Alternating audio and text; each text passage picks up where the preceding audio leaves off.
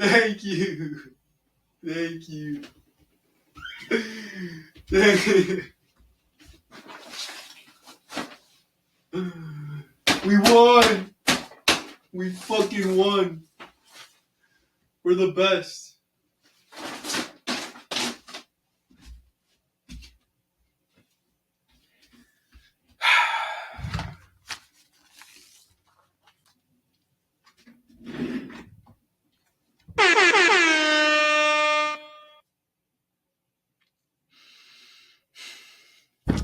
Alright, let's do this. Let's do this.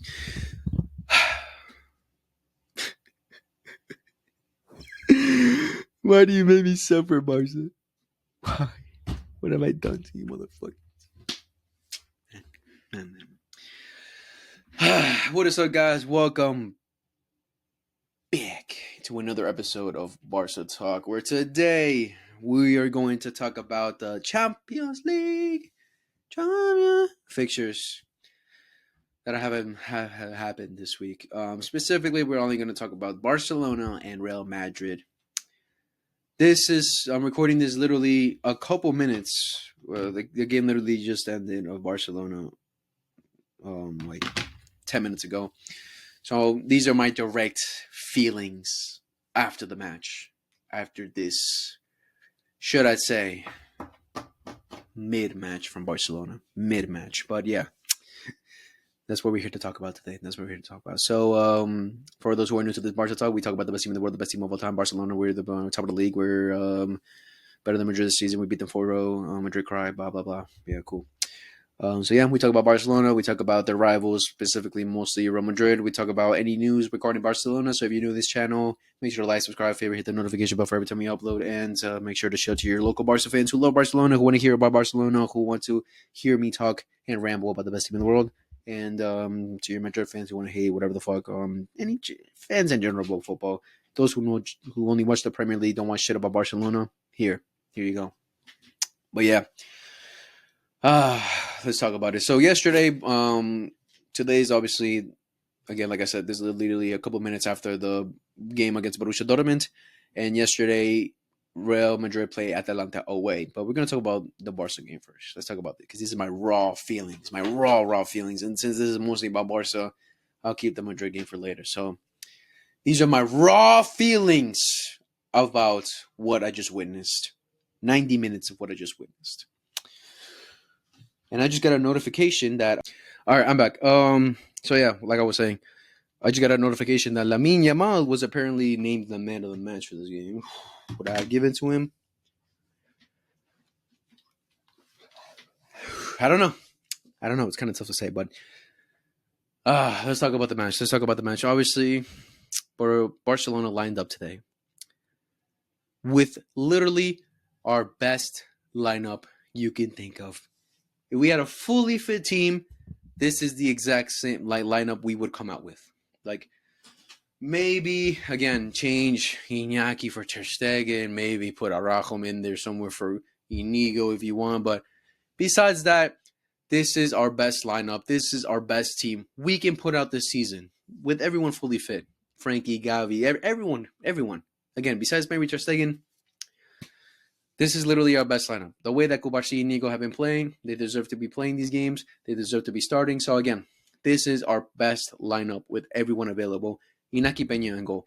Kunde, Inigo, Kubarsi, Alejandro Balde. Double pivot at Casado and Pedri. Dani Olmo right in front of them. Rafinha, Lamine, and Lewa. This was our perfect lineup. This is literally the exact same lineup we put against Betis, where... As you can see, this is the lineup us Barca fans see as, okay, we're coming in to destroy. We're coming in to win. We're coming in to cause damage to the opponent team. Wow. And what a fucking terrible first half from Barcelona. Literally, if I could sum up that first half, terrible. The first couple minutes of the game, Barcelona were on it. They were on it. They were attacking. They were pressing. They were getting through. Literally 2 crosses that we could have scored on. Rafinha barely missed the ball. Lewa wasn't in the right position, but again, some rebounds too. I think Rafinha's was actually the goalkeeper blocked it, and it moved the trajectory of the ball, so Rafinha couldn't get to it. And the second one, the first one actually, that was the second one. Lewa across in for Lewa. But again, some rebounds and Lewa was in the position to get to the ball. So we could have scored early on in the in the first half. We could have scored early in the game. Again, like the first 10 minutes we were on it, we were pressing good. We weren't allowing them to do anything. And Borussia Dortmund was struggling in our counters. They were struggling in our attack. Lamine was getting more involved in that. Lamine with a beautiful Travella pass to Rafinha. And Rafinha, like usually when you get in the when this season when you see Rafinha get into those spaces, get into the situations, you expect him to score, and he mishit that completely and hits it out.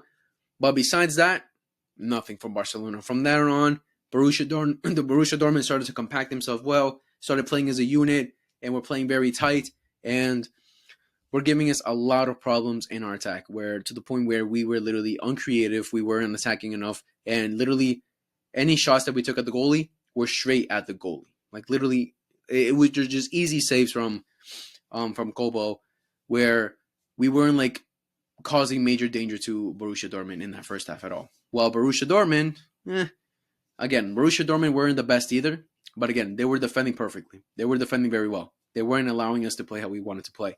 They were playing so tight in the middle where Dani Olmo completely disappeared after the first 10 minutes of the match. Completely disappeared. Rafinha started drifting from the left to the middle. He started position himself as a striker. He was making runs in behind, and he was getting very frustrated because no one was giving him the pass. But again, it's so much more difficult to make that kind of pass through the middle than it would be if you just stuck wide.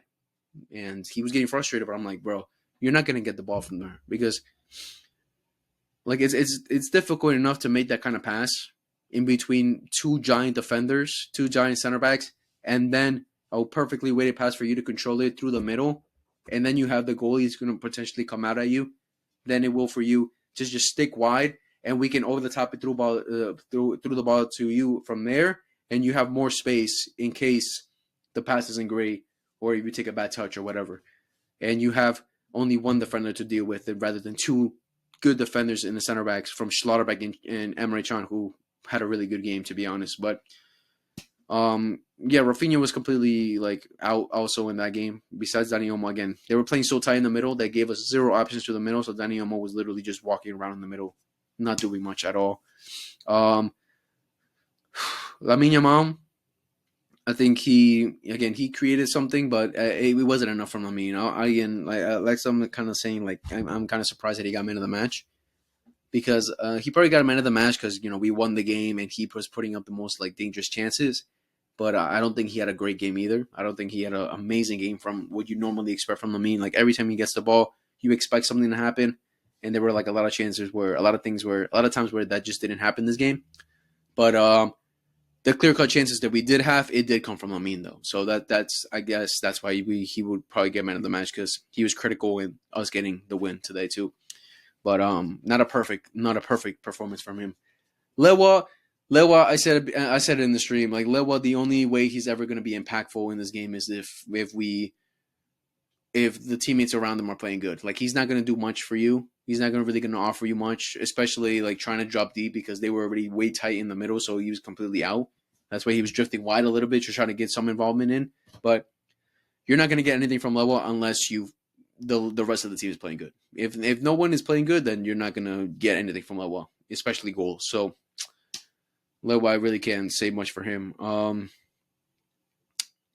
The one guy that was frustrating as hell today was Alejandro Balde. Wow, he was getting cooked by Duranville, whatever his name is, Duranville, the young winger. He was cooking him. He was getting through him easily. Balde was just struggling, he was struggling against him. Like the Duranville was the main guy who was trying to dictate a lot of Borussia Dortmund's attacks and getting through Balde a couple times too. So Balde defensively today was awful the whole game, especially the first half. He was not great. And the one thing that was very frustrating was the fact that normally what you see from Balde is that he likes to attack the defenders. He likes to go forward. He likes to be dangerous. And today, he was not that at all. Nowhere near today. He just didn't try it. I don't understand why. Because the one thing what Borussia Dortmund were doing today is they were moving as a team. They were moving as a cohesion. Like they were If the ball went to the right, they all moved to the right. So what does that mean? So much space on the left. And Balde was not taking advantage of that at all. Maybe once or twice, but at that point, like, we were already playing on the right. Like, there was no option to try to switch it to him. They were, again, because Borussia Dortmund today were perfect in the press. They were perfect in the press. They were giving us so much trouble in trying to get out from our own half and trying to play tiki-taka, whatever you want to say it. But, like, because our goals came from counterattacks. They didn't come from, who's playing, good football from coming from our side and then boom, getting to their side and boom. No, they came from counterattacks. So, again, Borussia Dortmund's press today was amazing. So, but again, they were playing so tight and they were playing so compact as a team that wherever the ball went, the whole team went. And a lot of times we just kept playing on the right because we wanted to give it to Lamine to do something. And what did that mean? Our left side was completely open. But what else did that mean? We had no option because Balde, for some reason, wasn't getting there all the time. We weren't seeing that space either. Like, we weren't taking advantage at all from that space. Like, that left side today was completely useless. And Rafinha, because he always wants to get involved, was going through the middle, making runs to where Lamine was. He wasn't getting on the space. He wasn't taking advantage of the space that he needed to take advantage of. That's why I was getting frustrated with him. That's why I'm saying, stay on your left. I know you play to the middle. I know you like making runs in behind the striker and boom like that, but try to stay a bit on the left in that first half especially. Obviously, the goal that we got, the first goal, was him through in the middle, but the left side was a lot of times just completely open. He should have taken advantage of that, but I was very frustrated with Alejandro Balde. I think Cubarsí and Inigo had a decent first half. They did what they needed to do. The striker from Borussia Dortmund was just completely out of it. Cubarsí handled him today. Koundé, defensively, I think he was pretty mid in the first half. Like, it wasn't the greatest performance from him. Like, he attacked decently and defended good too, but it was just like not enough, to be honest, for us to be very dangerous anytime we try to go for attack against Dortmund. But again, kudos to Dortmund. The main guys from that first half from Dortmund were Durenville, the winger on the right, what's that guy? The right back they had who came off. What's his name? I forgot his name. The right back that they had. He had a really good game. He had a very good game. Before he came off, because he came off second half. Ryerson. He was giving a lot of trouble to Pedri, to Balde, to our right side, to Rafinha. He was getting out of the press. He was literally the one guy who was helping Borussia Dortmund get out from the back multiple times in that first half. And I was kind of thankful that he came off, but at the same time, the guy who came off from him was as good as him too. So, but he had a very good first half. Mecca, whatever you want to call it. Where is he from? I think he's German. The CDM that they have, the midfield that they have in the midfield. Felix Mecha. What a baller. He's a baller. Defensively, he's very good. He puts in the right foot all the time. So composed of the ball. Help Borussia Dortmund multiple times get out of their half. And but the main thing, confidence. He has so much confidence on the ball, and it's like ridiculous. Like, he was frustrating me so much. But again, the first time I saw him play was against Real Madrid, and he put up a great performance against Madrid too. Even though they lost, he still put up a great performance. So, what a performance from him today in the first half too. In general, the whole game. I'm trying to think anyone else. That's pretty much it, because Reina was awful. Gittins, not good at all. And the striker is like what you want from your striker. He can play like shit. Like, literally what I say about Lewa. Lewa can play like shit. He may not be involved at all. He may not be looking good at all every time he gets a touch or whatever the hell. But if he gets you the goals, right? That's what you want from your striker, and that's what their striker literally did today. Did not play good at all. Made shit runs. Was offside multiple times. But in the end, he got them 2 goals. So what does it matter? Like, that's what you want from your strikers. You get your goals, and that's what you did for them. You got them goals. But we held them offside multiple times. Again, which is great from Barcelona. That's the one thing that we've been excellent in, is the high line, keeping the opponents offside. Cool. But I was saying, what is the point of us keeping offside for the first half, especially? What is the point of us keeping them offside multiple times? What is the point of us defending well, keeping them offside, not letting them attack, if when we have the ball, we do absolutely nothing with it? Because the one thing we've been seeing these couple weeks is, okay, we keep teams offside. We catch them offside. We give them trouble for them to be offside and everything. But eventually they're going to find out. They're going to find us out. Eventually we're going to be found out. Eventually they're going to find a way to get through us. making a good run, and then we're fucked.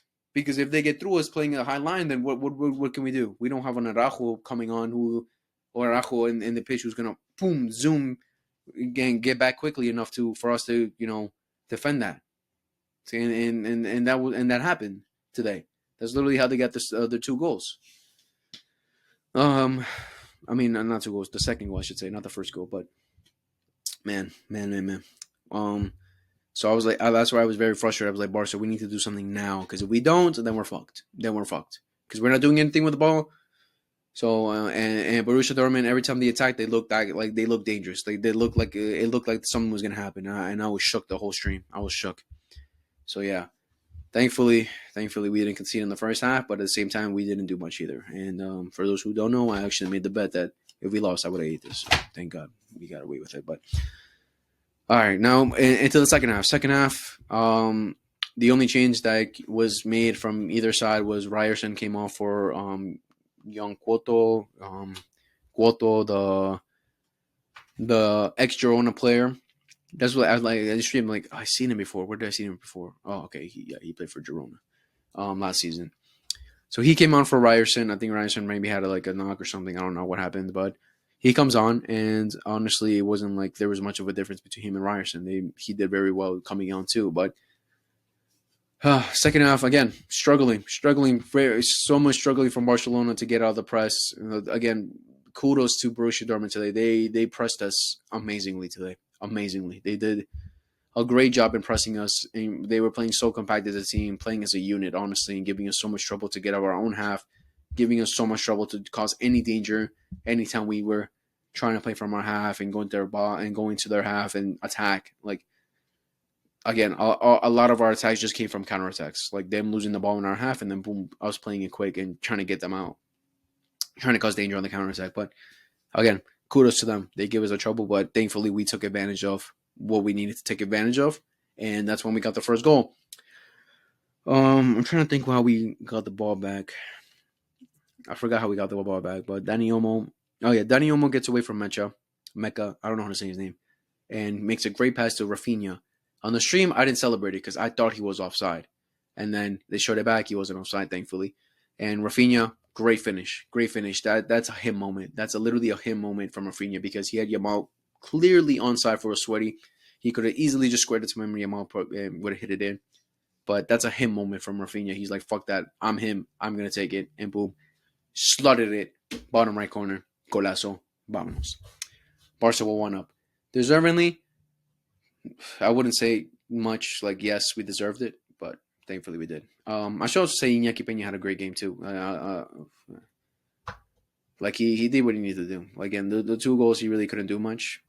Second goal maybe he had some fault into it, but again that was just him taking the risk and trying to help us because we defended terribly. But again, about a lot of things were just came offside from Borussia Dortmund. But I think Borussia Dortmund in the first half Savage had a good chance. He missed it, thankfully. Get their striker, great save from a header from him, and a great save from Iñaki Peña, but he was offside, thankfully. But yeah, so I should give some credit to Iñaki Peña for a pretty good performance today too. But moments later, after we score, again, Borussia were still on the front foot. They were still attacking, pressing is good.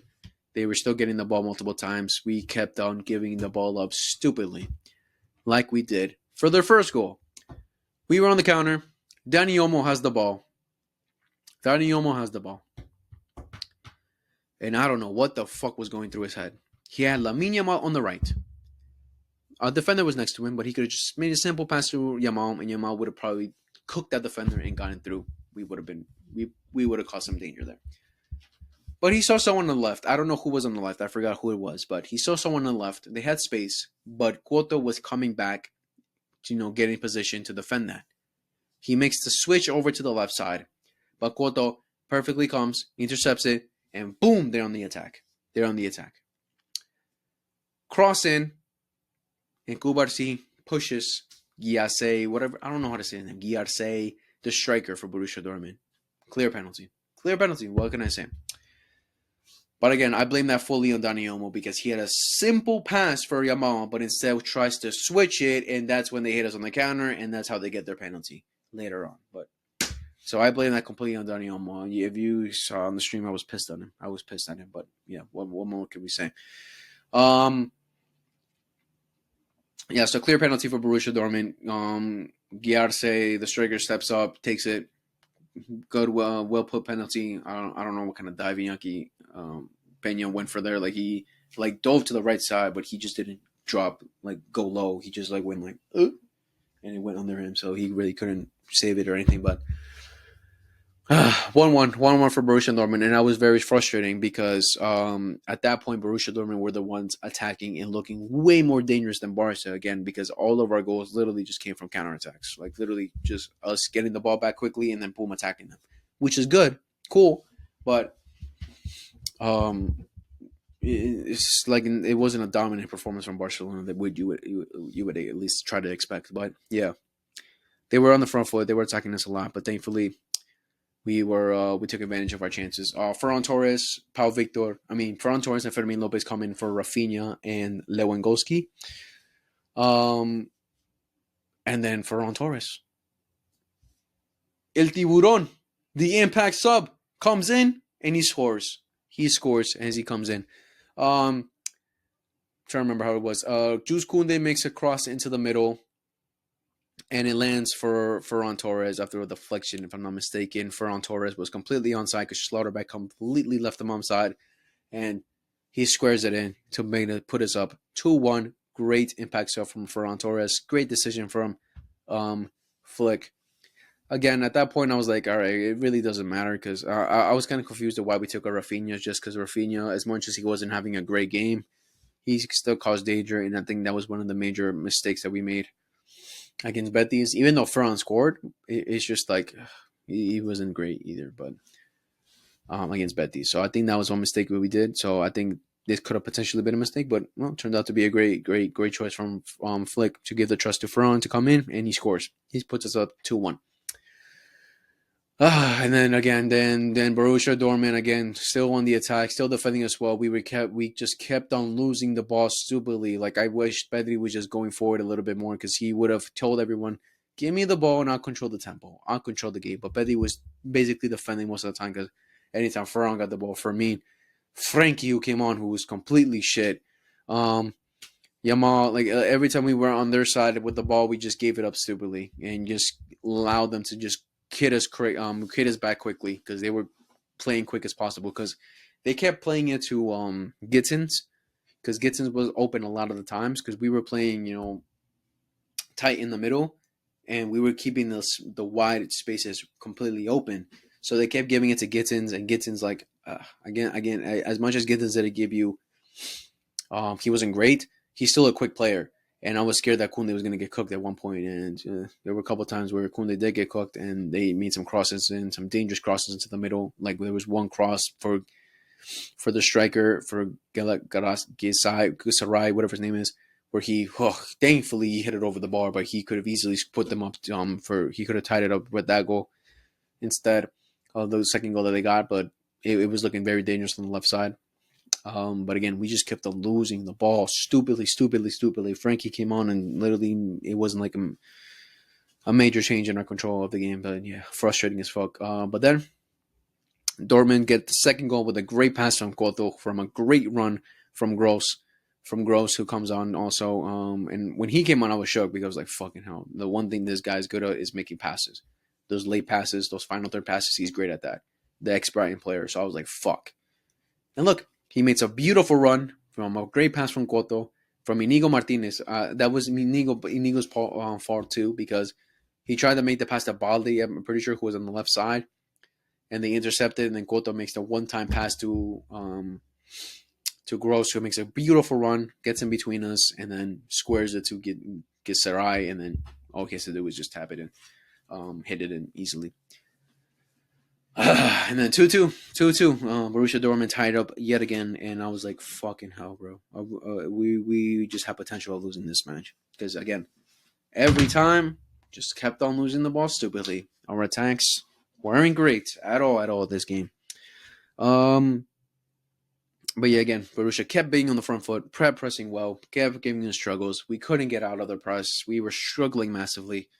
And thankfully, One of the players tries to hit it backwards to their players. Pedri intercepts it beautifully. He reads it good. He intercepts it. Makes the pass to Lamine, who was making a good run. Stay on side. And then Ferran makes a beautiful run in between the lines. Yamal squares it beautifully for him. And Ferran, I was like, fuck! You idiot. You fucked it. You fucked it. Because if we see Ferran missing the easy chances, imagine the harder chances. But he takes a bad touch from Lamine's pass. He sets himself up. He tries to set himself up. He still looked like he was in a bad position, but he set himself up and he squares it bottom left corner for us to be 3-2 up. Thank God, bro. Ferran Torres, what an impact swap. 2 goals. 2 goals from Ferran Torres, and congratulations to him, man. Congratulations to him. I hope this is a confidence booster for him, but congratulations to him for putting us up and giving us the win today. But yeah, because he was a major impact for us, but thank God. Thank fucking goodness. But yeah, 3-2 up, Barcelona go up. Thank fuck. And but yeah, from there on, from the last 10 minutes of the match, the last extra 4 minutes, it was just struggle from Barcelona. We were just struggling massively. They were still attacking us very well. We kept up losing the ball stupidly. Pau Victor later comes on. He gives up a foul. But again, before that, Frankie de Jong, what the fuck, man? This is what you come in for, bro. You could have fucked us completely in that game. I remember he makes a backheel pass to one of us. Tries to make a backheel pass, completely hits it, and they could have almost scored. And then every time we try to get out of the press with him, he just kept on losing it. There was nothing with him. Frankie needs to improve. He needs to improve massively because he could have easily cost us today. But Pau Victor comes on.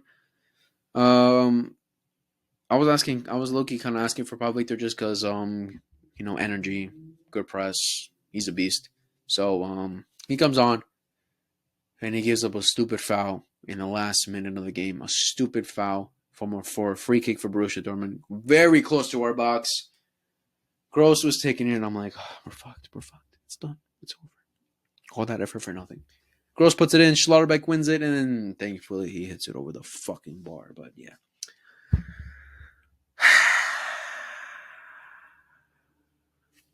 What a struggle. What a struggle of a game. And Barcelona winning 3-2. What a struggle of the game. One guy I would like to mention who had a great game for me was Casado. Marc Casado. What a player, bro. What a player. This guy has just proven himself yet again why he cannot be dropped. Defensively everywhere. Beast. He goes for everything. He challenges for everything. Literally, the Gavi that we've seen in the past, he has reincarnated into Casado because Casado is that guy right now for us. What Gavi used to be for us before injury is literally what Casado is for us right now. A defensive beast, aggressive as fuck, wants to go for every ball, challenges for every ball, secure on the ball, makes great passes. He literally didn't put a wrong foot in today for me, at least. Like he had a spectacular game for me, and he was literally a pinpoint in the midfield for us to get out of the press, defend, get the ball back anytime we lost it. Marc Casado, what a player. What a player. He has literally solidified his spot for Barcelona. We can't drop him. I'm sorry. I love Frankie. I love Gavi. But I'm sorry, but Casado has literally earned this spot. He has won it. He has literally won that spot. And it's going to be very difficult for him to be dropped. He's going to have to be putting up shit performances from now on for Gavi and Frankie to replace him at all. Because Pedri is the other guy you cannot replace because Pedri is a beast too. He's an amazing player. And we can see that Flick loves him. So, Marc Casado, what a performance from him. I love him. I love him so much. Pedri had a decent game too. I wouldn't say an amazing game, but he did pretty good. Yeah. So, yeah. Again, what a struggle of a match, but thankfully we got the 3 points. We are now at 15 points, and in the table we are currently second place. Ending this Champions League week with second place, which I like to see because Liverpool are first because they've not lost a single match this week. So yeah, thankfully we got the win. Thankfully we got the 3 points. Struggle of a match. Very struggle of a match. Everyone knew this was going to be a struggle just because going away to Borussia Dortmund is never easy. Never easy. Their fans are exquisite. They're amazing. amazing fan base. So yeah, thankfully we got the win, and then boom, second place now. Oh man, that was a fucking pain in the fucking ass. Fucking ass. Oh. All right. Now let's talk about Real Madrid versus Atalanta, where Real Madrid won 3-2 in a very shit game from Real Madrid. I'm gonna say it. I don't care. You can say I'm being biased or anything. I don't give a fuck. But yeah, Real Madrid got lucky. Let's be fucking honest here. Real Madrid got lucky in two occasions in that goal. The first goal, all Kylian Mbappe. I can admit it. In that first half, Kylian Mbappe put on an amazing goal. That's the Kylian Mbappe we all know. That's the Kylian Mbappe that if you continues that in the form before he came off, literally the game that Kylian Mbappe was putting on before he came off was great. He was having a performance. And so yeah, before he came off, he was doing very well. I don't know what he came off with. I don't know if he had a hamstring, what kind of knock he had, but he came off for Rodrigo. But before that, Mbappe was having a very good game. Scored an amazing goal, great first touch, and then boom, squares it. The goalkeeper didn't have a chance. Deron got absolutely cooked there, and puts Real Madrid up 1-0. Atalanta were attacking, defending. After that, Atalanta started defending very well. They started defending more as a unit, as a team. They started defending, taking advantage of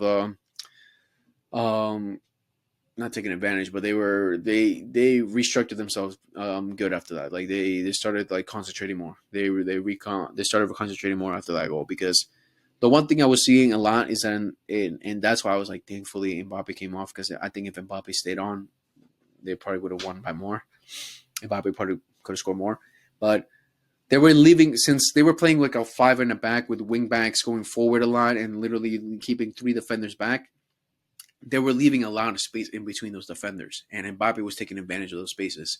And especially before the first goal, he was taking advantage of those spaces. Because Mbappe had another clear chance when he was one-on-one with the goalkeeper. Not one-on-one, but like he got through the defender from a pass from the back, from Madrid's side, from deep. Makes a great pass to Mbappe, who gets through. And honestly, I think he could have got closer. I don't know what, because the defender was catching up, but I think he could have probably got closer, especially how fast Mbappe is. But thankfully he shoots it right at the goalkeeper. But Mbappe was taking advantage of a lot of those spaces. He was taking advantage of them, and that's why I was saying he was having a good game before he came off. But after the first goal, they started, Atalanta started playing, started concentrating a bit more in the defense. And Atalanta, I was kind of surprised when I saw at one point that Real Madrid had more possession. I don't know how, because Atalanta for me were controlling a lot more of the game than Madrid were. But Atalanta, again, we're defending well after the first goal, keeping Vinicius completely out of the game. I think for me, I'll say it 100%. I don't care what fuck what people say. Vinicius Jr. had a shit game. Oh, but he dropped deep in the midfield. He started playing as a 10. Yeah, and he also lost the ball a lot of times when he was doing that. And a lot of times when he came off that, when he dropped deep and turned or got through, it really didn't lead to much. Like, let's be honest. Like the two other goals before Mbappe's goals literally came from a counterattack. It didn't come from Vinicius Jr. doing something. So I think for me, Vinny had a bad game. But I'm not gonna say it because he just had a bad game. He just came back from injury. So I'm not gonna expect him to have an amazing performance. So he obviously needs game rhythm. But for me, I think that goal like literally just changed everyone's perspective, because I think anyone can admit that Vinicius Jr. didn't have a great game. So yeah.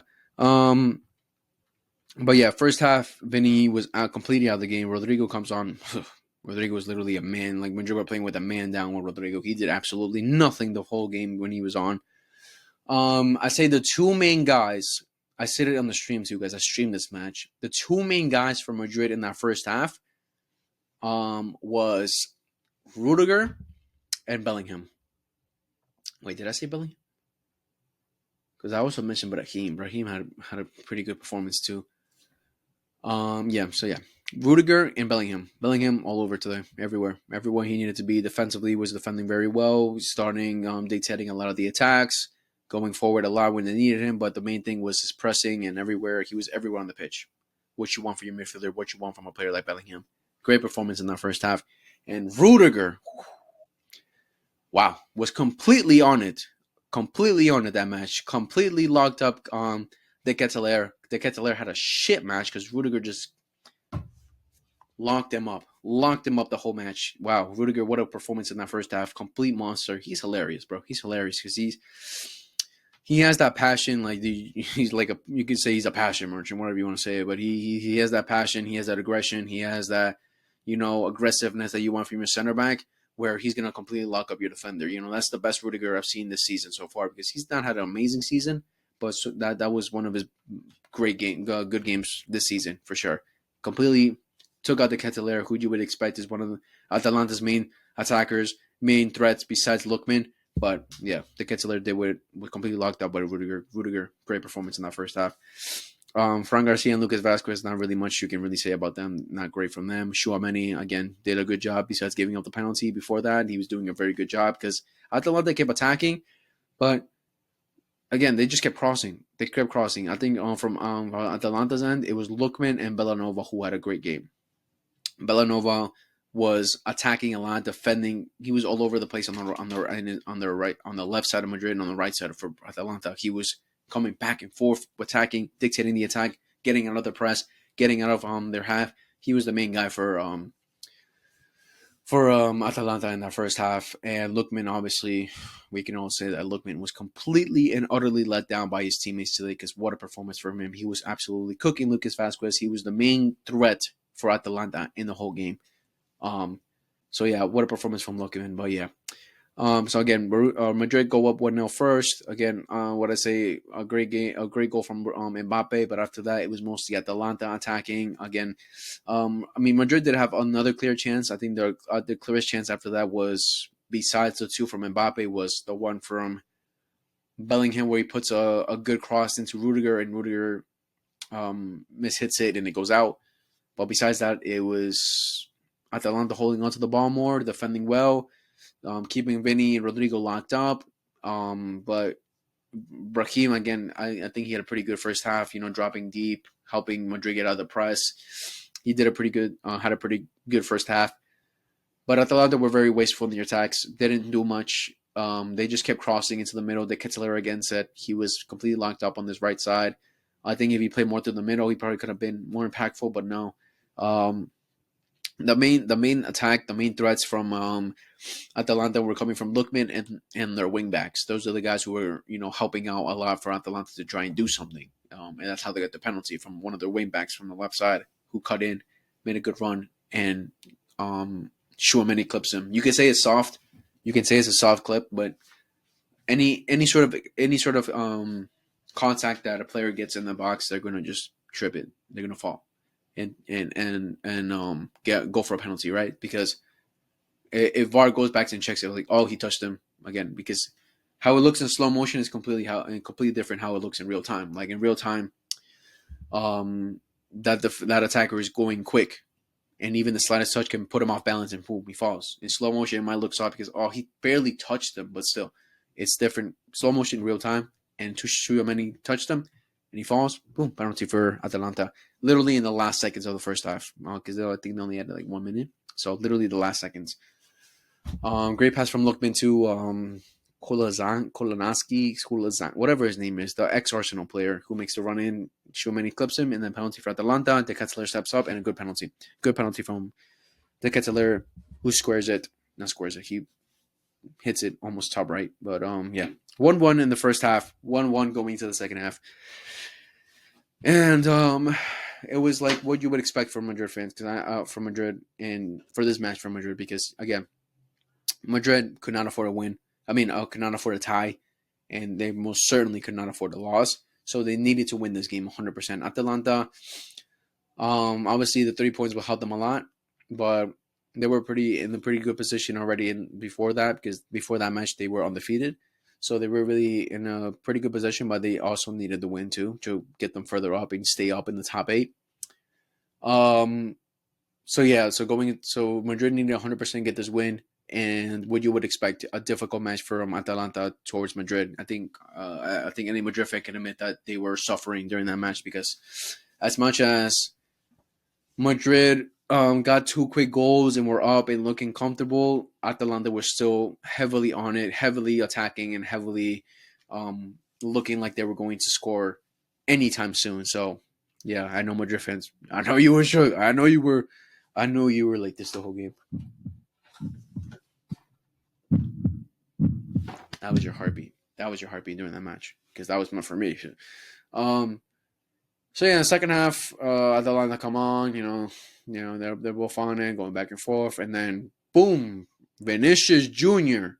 gets the second goal for Madrid. Ha! That is the most FIFA fucking goal I've ever seen in my life, in real life. What a FIFA goal! That literally happens to me in FIFA.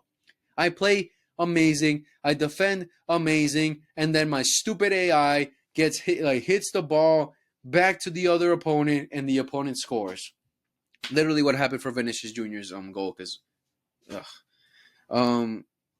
they defend, and it hits one of the players from Atalanta, the guy who got taken off right after that, and it lands perfectly for Vinny, who just one times it. Great finish.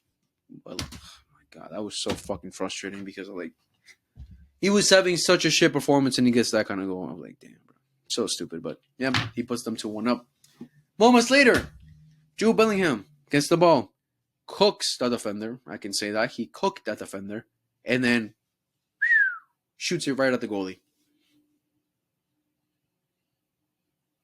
That goalie cost him the match. Because what the fuck are you doing? Can you not put a stronger hand in? What are you doing, buddy? It was a savable shot. If you had a Courtois and Alisson, Ederson, and Ter Stegen, they probably could have saved that shot. Because he shot it at the distance where they could have put a hand in. The goalkeeper could have put a hand in and saved it.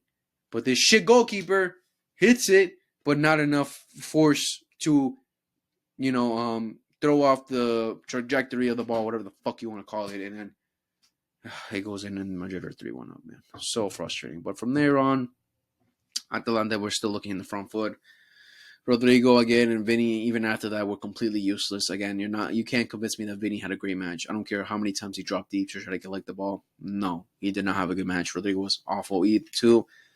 Atalanta were still on the front foot. They were still trying to attack a lot more. And Lookman was the main guy in that second half. Without Lookman, because Lookman gets the second goal for them. Gets the second goal with a great hit from him. Just like Courtois couldn't save it. It was a great hit from Lookman, bottom left corner, and puts them 2-1 up. 3-2, trying to make a comeback, right? And because Lookman took that kind of shot earlier in the match too, and Courtois saved it, but the second time he couldn't save it. So good shit from Lookman. What a game from him, honestly. Because after that, all Lookman. They kept putting the ball to Lookman's feet, and Lookman trying to make an impact as much as he could. And then the final moments of the game. The final moments. Lookman puts a beautiful ball into the box. Retegi, the substitute, comes on and is like, "Oh my God, it's coming! I'm going to score!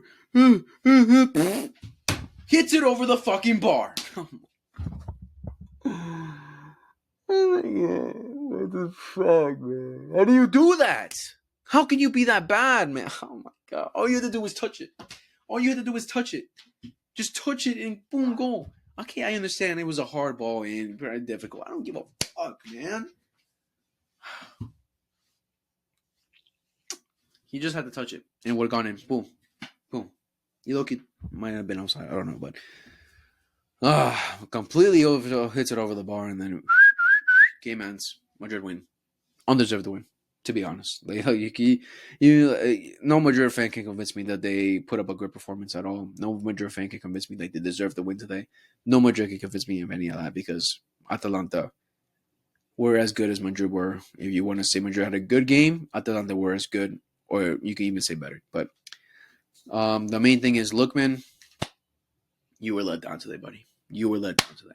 There's not much we can say. You were absolutely let down by your teammates, from your defenders, who completely, literally just took you off the game after that. But yeah. Madrid get the 3 points. They're currently in 20th place with 9 points. So yeah, Madrid still have they still 100% need to win their next 2 games, but it's looking like they're going to get into at least the knockouts in the playoffs. Because again, they're 20th place, and PSG are still out of it right now. They're in 25th place with 7 points. So again, Madrid still need to win their next 2 games, which is against Salzburg and Brest. Yeah, they play Salzburg at home and Brest at home away, which honestly should be easy wins for them. I'm not gonna lie. Which is gonna probably most likely just guarantee them into the knockout playoffs. So yeah, because I mean, if they get the win next, yeah, it all depends on the other teams if they win or not, right? So because their goal difference isn't great at all, only 1 goal difference compared to Barca, who are 14, Liverpool, who are 12, Arsenal, who are 9, Bayern, who are 9, Borussia, who are 9. Like their goal difference is not great at all, so they're gonna need to desperately win these next 2 games to completely certify that they'll get through to the next round. But yeah. If I was to give the man of the match, obviously it's Lookman. He got the man of the match. Lookman for sure got the man of the match. For Madrid's side, I would probably give it to Bellingham. Bellingham had a really good game.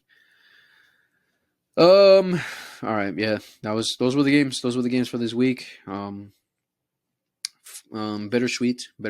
Man City lost again. Wow, what Pep Guardiola. ¿Qué te pasa, mi amigo? ¿Qué te pasa?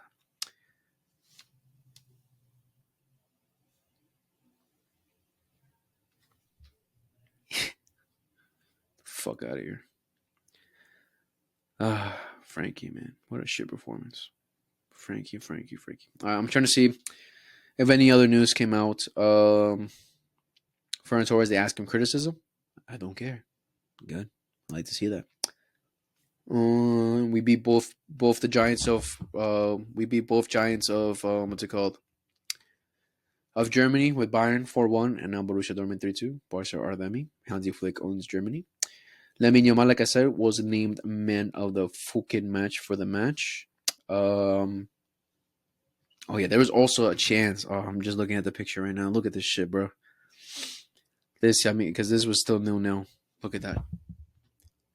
I mean, I don't know if it's gonna really focus, but look, Yamal is right here with the ball.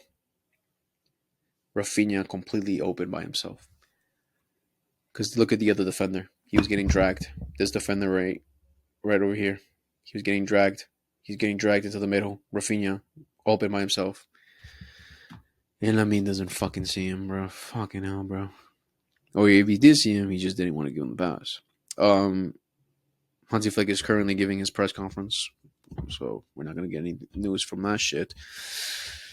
Let me just check any latest news.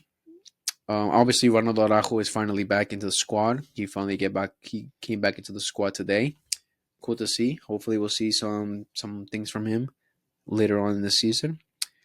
Flick said all players who enter the pitch must be 100% ready, and happy that Fermin and Ferran showed that. Yeah. The first half was one of the best I've seen.